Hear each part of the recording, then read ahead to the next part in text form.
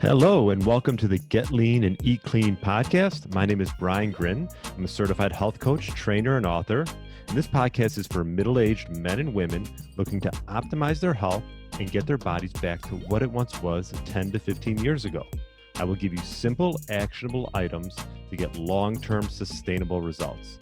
Thanks for listening and enjoy the show.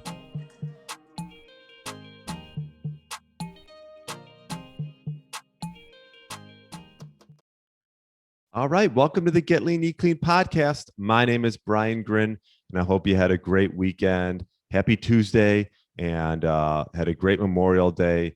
This was obviously to honor all the men and women who have died while on duty, and everyone who has fought for our freedom.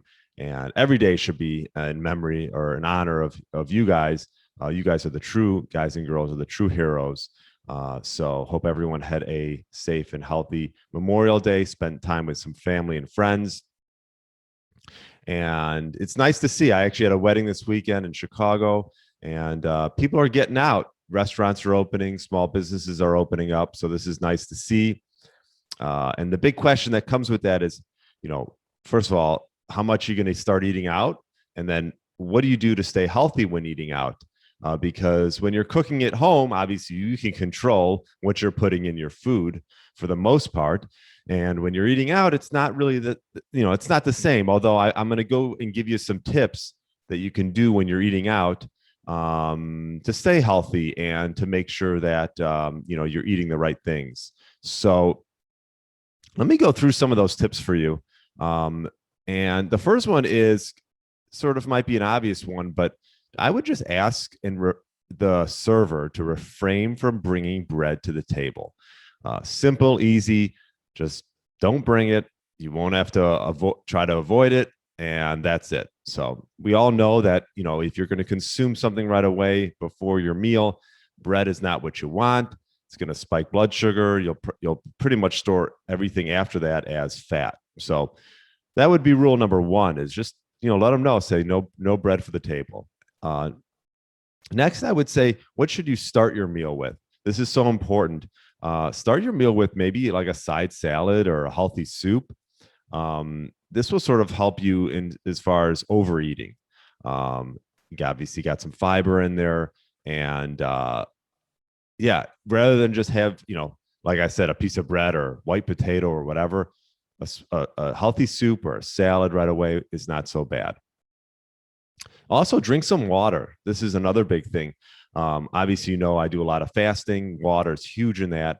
Mineral water would be best, but any type of water just to start the meal, it'll fill you up. A lot of times you think you're hungry and you're really not. You're just dehydrated and you need a little bit of mineral water. So next is this one. If you could be the first person to order, so you're not tempted by what other people are ordering, and they order unhealthy dishes, it might spur you on as well. So maybe be first to go. And as far as healthy meals is concerned, I would just focus on protein. Focus on protein, avoid fried foods.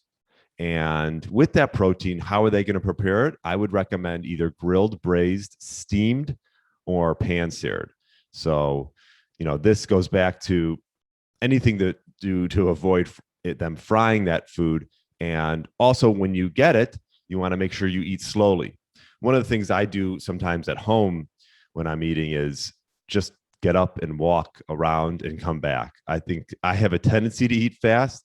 So if this is your tendency and you're at a restaurant, maybe get up and just go to the bathroom, even if you really don't have to go to the bathroom. And this will sort of slow you down. And you want to also make sure that you chew your food slowly as well. So focus on protein. For the most part, I would say for most of my clients, and in general, as you age, most people are under eating protein. They're not getting enough. And as you age, you want to make sure that is the staple of your meals. Also, as far as sauces and dressings and what they cook your food in, I've got to imagine that 98% of the restaurants are cooking their food in some type of vegetable oil. And as we all know, we want to avoid vegetable oils as much as possible. With omega-6s and polyunsaturated fat. Those are things that we want to avoid. And so how can we do that? I would just simply ask them what they're cooking in, and if they have like any type, butter would be great, or ghee, instead of cooking it in those unwanted oils. Also, don't be afraid to ask for healthy substitutions. Yeah, this is a big one. I mean, obviously, if you're having a big, just having a steak, a ribeye, which I love, um, instead of maybe having that, let's just say a potato or fries or things like that with it, ask for some asparagus or onion or mushroom, or I don't know, something along those lines, as opposed to maybe having um, a big potato, or every once in a while, yeah, I would say that. I would say mashed potatoes, that a lot of times that comes with steak. If you can maybe ask for a healthy vegetable, that would be great if you can tolerate it.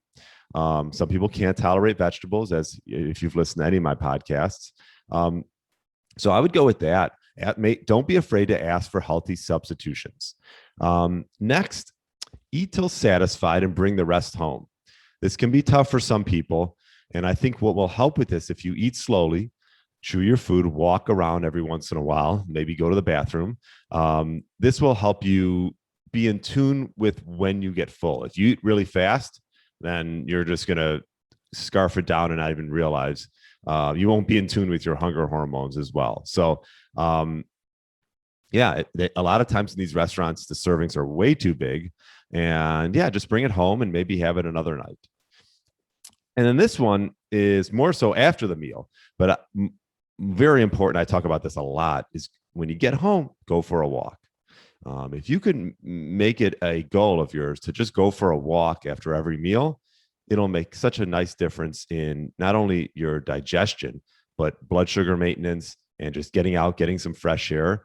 And then it will help you from avoiding snacks and desserts, which is a big question that I get. What should I do as far as dessert? Well, obviously, if you can avoid it, that would be great. And one way to do that is to go for a walk and to get out of either your kitchen or get out of the restaurant eventually. So if you really want something, obviously, I eat dessert sometimes, but I don't go overboard. You can have a little something.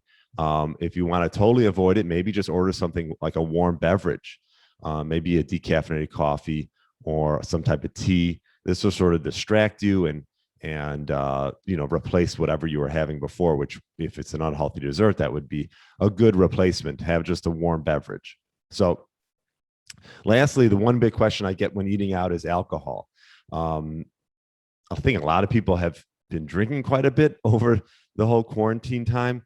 But when you go out, obviously, if you could avoid it altogether, that would be great. But everything in moderation as far as alcohol. Red wine, I'd say, over beer. And if you're going to mix drinks, I don't recommend mixing them, but mix with water, club soda, seltzer maybe, instead of like a fruit juice or a soda. You definitely don't want to be mixing drinks like that. As you know, ingesting alcohol, obviously is not going to help with your fat loss goals, and they're always first to burn. It's just empty calories. So it's just going to interfere with any type of fat burning process. And it's also going to increase your appetite, because you tend to drink, you're going to have the munchies, you're going to want to have dessert. So if you could avoid it, that'd be great. Excuse me. I'm like losing my voice for, I don't know, no reason at all, but that's pretty much what I wanted to touch on today. The main thing is, don't let dining out ruin your weight loss goals. So hopefully these are some great tips that you can do to stay on track. So maybe listen to this episode every night, not every night, but before you go to dinner, and it'll help, sort of keep you on your health goals and avoid some of the traps that happen when we go out to dinner. So that's that. As I'm losing my voice, have a great rest of the week, and I will talk to you later. Thanks so much for listening, and have a great day. Hey, Get Lean, Eat Clean Nation. Are you a man between the ages of 40 and 60 years old, looking to lose inches around your waist, have significantly more energy throughout the day, and gain muscle, all while minimizing the risk of injuries? Well, I'm looking for 3 to 5 people to work one-on-one with in my Fat Burner Blueprint Signature program, which I've developed by utilizing my 15 years experience in the health and fitness space. This program is designed specifically for those committed to making serious progress towards our health goals over the next 6 months. We will focus on sleep, stress, nutrition, meal timing, and building lean muscle. If this sounds like a fit for you, email me at brian@briangrin.com with the subject line Blueprint. That's brian@briangrin.com with the subject line Blueprint. Thanks for listening to the Get Lean, Eat Clean podcast. I understand there are millions of other podcasts out there, and you've chosen to listen to mine, and I appreciate that. Check out the show notes at briangrin.com for everything that was mentioned in this episode. Feel free to subscribe to the podcast and share it with a friend or family member that's looking to get their body back to what it once was. Thanks again, and have a great day.